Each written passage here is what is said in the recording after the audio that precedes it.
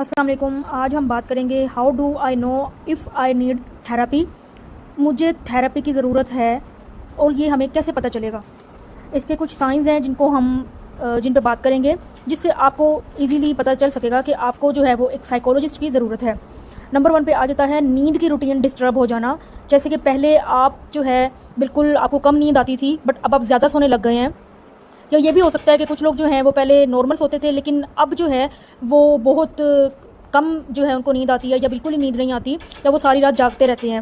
کھانے پینے کی روٹین اس میں آ جاتی ہے کہ آپ پہلے جو ہے وہ بہت کم کھاتے تھے، لیکن اب آپ کو بھوک بہت زیادہ لگ رہی ہے. یا پہلے آپ نارمل کھا رہے ہوتے ہیں اور اب آپ کو بالکل بھی بھوک نہیں لگتی، مطلب کہ آپ کا بالکل دل نہیں چاہ رہا کہ آپ کچھ کھائیں پئیں. اس کے علاوہ ہم بات کرتے ہیں موڈ سوئنگس کی، جس کو مطلب کہ مزاج میں تبدیلی آ جانا.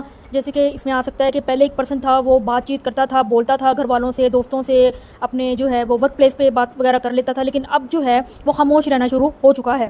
یا پھر پہلے اس کو غصہ کم آتا تھا، لیکن اب جو ہے وہ بہت زیادہ غصہ کرنے لگ گیا ہے، یہاں تک کہ اب اس کو اتنا غصہ آتا ہے کہ وہ لڑائی تک جو ہے وہ پہنچ جاتی ہے، بات جو ہے وہ لڑائی تک آ جاتی ہے.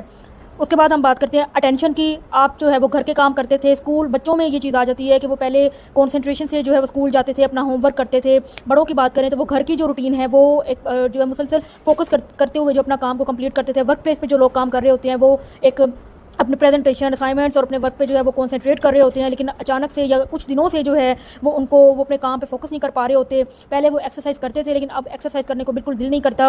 ان لاجیکل تھنکنگ ہوتی ہیں، یعنی کہ بے وجہ کی سوچیں آنا، جو ہے بالکل ہی جو ہے بے تکی جس کو ہم کہتے ہیں، سوچیں آنا عجیب و غریب، موت سے ڈر لگنا، کسی بھی چیز سے ڈر لگنا، خوف آنا، آوازیں سنائی دینا، یا پھر خود سے باتیں کرتے رہنا. اس کے علاوہ موٹیویشنل لیول جو ہے وہ ڈاؤن ہو جانا یا لو ہو جانا. ڈسکنیکٹڈ ود سوسائٹی، رشتہ داروں سے، لوگوں سے، گھر والوں سے، دوستوں سے ملنا جلنا. پہلے جو ہے وہ ملتے جلتے تھے، لیکن اب جو ہے وہ بالکل بھی دل نہیں کرتا ہے. ایک سائڈ پہ جو ہے وہ بیٹھے رہنا یا اکیلے بیٹھے رہنا، زیادہ ٹائم اکیلے اسپینڈ کرنا. ایگریشن آ جاتا ہے اس میں. ایک پرسن ہے جس کو غصہ پہلے بہت کم آتا تھا یا بالکل نہیں آتا تھا، لیکن اب اس کو غصہ جو ہے وہ زیادہ آنے لگا یا بہت ہی زیادہ آنے لگ چکا ہے. اس میں اب اس کو جو ہے وہ انزائٹی کے سمٹم آئیں گے، جیسے کہ فکر کی وجہ سے بے چینی، مستقبل کا خوف، بد ہضمی، پٹھوں میں کھچاؤ، ٹھنڈے پسینے یا کپاہٹ آنا، ایک کے بعد ایک پریشانی والی سوچ آنا. ڈپریشن کی علامات آ سکتی ہیں، جیسے کہ مسلسل جو ہے ان کو اداسی یا نا امیدی، نہ ختم ہونے والی سوچیں، چڑچڑاپن، کسی بھی کام میں دل نہ لگنا، زندگی ختم کرنا، اپنے آپ کو نقصان پہنچانا. نیند کے مسائل آ سکتے ہیں، بھوک کے مسائل آ سکتے ہیں، جیسے کہ بھوک زیادہ لگنا یا بالکل نہ لگنا.